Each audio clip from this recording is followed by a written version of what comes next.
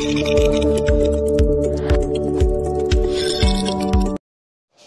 Friends, my name is Raman Kumar Jha. स्वागत आप सभी का हमारे यूट्यूब चैनल सक्सेस दिल से में। दोस्तों, यह हमारी 12th क्लास की हिस्ट्री का फर्स्ट वीडियो है, फर्स्ट चैप्टर का फर्स्ट वीडियो यानी कि पार्ट 1 है। इस वीडियो में हम आपके लिए सरल कंटेंट लेके आए हैं, जिसके माध्यम से आपको बहुत ही आसानी से हिस्ट्री समझ में आएगा, क्योंकि हमने पॉइंटों को समराइज़ किया है ताकि और अच्छे से समझा जा सके। तो आइए बढ़ते हैं आज के हमारे चैप्टर की ओर। आज का हमारा फर्स्ट चैप्टर है ईंटें, मनके तथा अस्थियाँ। इसका फर्स्ट टॉपिक है हड़प्पा सभ्यता। दोस्तों, हड़प्पा सभ्यता सुन के आप लोगों के मन में एक प्रश्न उठ रहा होगा, मेरे मन में तो उठ रहा है कि भाई इसका नाम हड़प्पा सभ्यता ही क्यों रखा गया? कुछ और कोई और सभ्यता भी तो रखा जा सकता था। क्या रीजन है, क्या ऐसा कारण है जिसकी वजह से इसका नाम हड़प्पा सभ्यता ही रखा गया? तो दोस्तों, इस सभ्यता का नामकरण हड़प्पा सभ्यता इसलिए किया गया क्योंकि यह सभ्यता, यह संस्कृति हड़प्पा नामक स्थल पे पाई गई, इसलिए इस सभ्यता का नाम हड़प्पा सभ्यता रखा गया। क्योंकि यह एक सभ्यता है तो इसका एक काल है, एक समय के बीच में रहा होगा ये सभ्यता। तो इस सभ्यता का जो काल निर्धारण है वह 2600 ईसा पूर्व से लेके 1900 ईसा पूर्व के बीच के जो समय है, जो टाइम पीरियड है, उसे हड़प्पा काल माना जाता है। यानी कि ईसा मसीह के जन्म से 2600 से लेके 1900 ईसा वर्ष के पूर्व के बीच का जो समय है, जो बीच का अंतराल है, उसे हड़प्पा सभ्यता का काल निर्धारण कहते हैं। यानी कि जो काल निर्धारण हुआ था वो इस टाइम पीरियड के बीच में हुआ। अगला है दोस्तों, अब सवाल यह उठता है कि क्या हड़प्पा इस समय काल से पहले या बाद कोई संस्कृति रही? तो जी हाँ, इस समय से, इस काल पीरियड, इस समय काल से पहले भी कोई संस्कृति अस्तित्व में रही। उस संस्कृति को कहते हैं आरंभिक हड़प्पा सभ्यता। यानी कि हड़प्पा सभ्यता से पहले जो संस्कृति अस्तित्व में थी, उस सभ्यता को आरंभिक हड़प्पा सभ्यता कहते हैं। और जो हड़प्पा सभ्यता के बाद, यानी कि 2600 से लेके 1900 ईसा पूर्व के बाद की जो सभ्यता थी, उस सभ्यता को हम प्रवर्ती हड़प्पा सभ्यता कहते हैं। ये जो सभ्यता है, इस दोनों की पूर्व और बाद की सभ्यता कहलाती हैं। अगला आपके बुक का टॉपिक है आरंभ से स्टार्ट होता है। दोस्तों, हड़प्पा सभ्यता से पूर्व भी कोई शैली अस्तित्व में थी, परंतु उसमें ऐसी खासियत नहीं थी जो इस हड़प्पा सभ्यता में थी।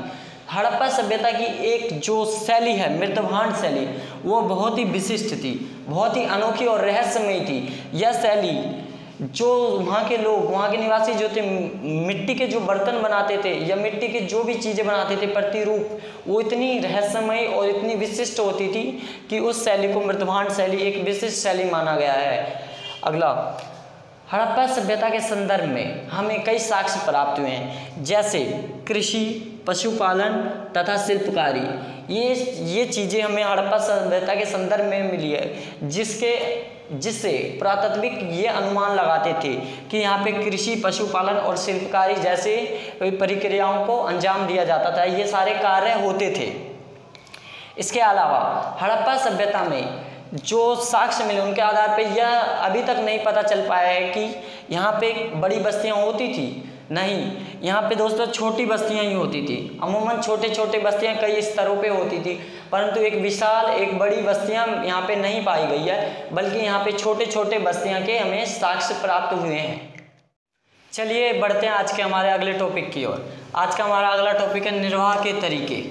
दोस्तों, हड़प्पा सभ्यता में क्या तरीका था, किस तरीके से जो हड़प्पा निवासी थे अपना जीवन निर्वाह करते थे, उन तरीकों की विश्लेषण करते हैं, उनकी चर्चा करते हैं। तो हड़प्पा निवासियों द्वारा भोजन में लाने वाली जो वस्तुएं थी, उनमें बहुत सारी वस्तुएं शामिल होती थी, जैसे पेड़ पौधों से प्राप्त उत्पाद। दोस्तों, हड़प्पा निवासी जो थे वो पेड़ पौधों से जो प्राप्त उत्पाद होते थे, फल होते थे, फूल होते थे और कंदमूल जैसे फल होते थे, इन सभी फलों के द्वारा वो अपनी जीवन संबंधित जो भोजन की ग्रहण करते थे, वो इन पेड़ पौधों से प्राप्त के द्वारा करते थे। और जानवरों तथा मछलियाँ, इनका भी वो सेवन करते थे। यानी कि जानवर जो होते थे उनका शिकार करते थे, उनसे मांस प्राप्त करते थे और अपने भोजन में उसको शामिल करते थे। और मछलियों का शिकार करते थे और मछलियाँ खाते थे पकड़ के। अगला, जले अनाज के दाने के साथ। दोस्तों, हड़प्पा सभ्यता में जले हुए अनाज के दाने और बीजों की खोज से यह पता चलता है, पुरातात्विकों को यह अनुमान लगाया है कि इन जले हुए अनाज के दाने और बीज का जो प्रयोग है, इससे हड़प्पा निवासी अपने जो भोजन संबंधित, आहार संबंधित आदत थे, यानी आहार संबंधित जो आदतें थी उनकी, उसके बारे में उनको अब पता चलता है कि किस तरह की उनकी आदत थी, किस तरह से अपना रूटीन बनाकर ये जले हुए अनाज के दाने और जो बीज है इन सब का प्रयोग करते थे। जले हुए अनाज के दाने से यह स्पष्ट होता है कि लोग यहाँ पे जब कुछ नहीं मिलता था तो अनाज को पकाकर उसको खाते थे। इस तरह की आदतों का पता चलता है। अगला, अनाज के दानों में शामिल वस्तुएं। दोस्तों, हड़प्पा सभ्यता में जो अनाज के दाने थे उनमें कई वस्तुओं को शामिल की जाती थी, जैसे गेहूं, जौ, बाजरा, दालें इत्यादि जो थे अनाज के दानों में शामिल वस्तुएं होती थी।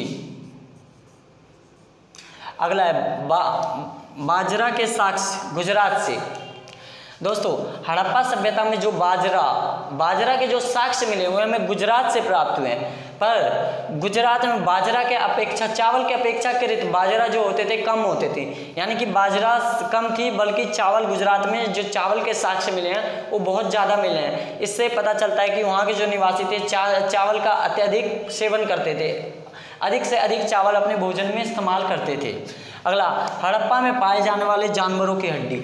हड़प्पा में कई तरह के जानवरों की हड्डी पाई गई, जिससे यह अनुमान लगाया गया कि हड़प्पा निवासी जो थे, ये सारे जो जानवर थे इनका सेवन करते थे, इनको अपने आहार में शामिल करते थे और इनका शिकार करते थे। जो जानवरों की हड़प्पा में पाए जाने वाले जानवरों की हड्डी में कई तरह की हड्डियाँ शामिल थी। मवेशी थे, भैंस, सुअर, बकरी, खड़ियाल इत्यादि और मछली, इन सब के हड्डी हमें प्राप्त हुए हैं, इन सब के अवशेष प्राप्त हुए हैं। इससे यह पता चलता है कि हड़प्पा में जानवरों को अत्यधिक महत्व दिया जाता था, यानी कि जो हड़प्पा निवासी थे वह अपने भोजन में अनाज और पौधों से प्राप्त, इनके अलावा भी जानवरों का भी सेवन करते थे। हड़प्पा सभ्यता में दोस्तों एक विशेष समुदाय पाया जाता था जिसे आखेटक समुदाय कहते हैं। ये समुदाय जो था वो जो हड़प्पा निवासी थे, हड़प्पा निवासी को ये समुदाय जानवरों के मांस प्राप्त कराते थे, यानी कि ये जो समुदाय था ये पशुपालन करते थे, जानवरों को पालते थे और जो हड़प्पा निवासी उनको मांस बेचते थे। इस समुदाय के जरिए हड़प्पा में हर निवासी को मांस प्राप्त होता था। चलिए आइए बढ़ते हैं आज के हमारे अगले टॉपिक की ओर, कृषि प्रौद्योगिकी। दोस्तों, इससे पहले हमने पढ़ा हड़प्पा सभ्यता में निर्वाह के तरीके, यानी कि हड़प्पा सभ्यता के निवासियों के ये जो जीवन निर्वाह के तरीके थे उन पे हमने नज़र डाली थी, उनके बारे में पढ़ा था। अब हम ये पढ़ने जा रहे हैं कृषि प्रौद्योगिकी कि ऐसा कौन सा तकनीक, ऐसा कौन सा तरीका था जिसके जरिए कृषि प्रौद्योगिकी होती थी, हड़प्पा सभ्यता में कृषि किया जाता था। उन तकनीकों पर विश्लेषण डालते हैं। हालांकि हड़प्पा में अनाज के दानों के कई साक्ष्य प्राप्त हुए, जैसे गेहूँ, जौ, बाजरा, उसके बाद दालें इत्यादि चीज़ें हमें प्राप्त हुई है, परंतु इनके आधार पर भी यह स्पष्ट नहीं किया जा सकता कि ऐसा कौन सा तरीका था, कौन सा तकनीक था जिसके माध्यम से हड़प्पा सभ्यता में कृषि होती थी। वो कौन से तरीके थे उनका अभी तक पता नहीं चल पाया। अभी तक ये भी सवाल है कि क्या हड़प्पा सभ्यता में जुते हुए खेतों में बीज का छिड़काव किया जाता था, क्या इस तकनीक का प्रयोग किया जाता था, क्या हल का प्रयोग किया जाता था। ये सारे सवाल हैं, परंतु हमारे जो पुरातात्विक है उन्होंने सिर्फ केवल यह अनुमान लगाया, कुछ साक्ष्य उन्हें प्राप्त हुए जिनके आधार पर उन्होंने यह अनुमान लगाया कि हड़प्पा में कृषि प्रौद्योगिकी थी, वहाँ पे कृषि होती थी और इन अनुमान के आधार पर यह तय किया गया कि इन तकनीकों का वहाँ पे प्रयोग किया जाता होगा हड़प्पा सभ्यता में। आइए उन तकनीकों पे नज़र दौड़ाते हैं और देखते हैं कि क्या है वो तकनीक और उनके बारे में जानते हैं। पहला तकनीक है बैलों का प्रयोग।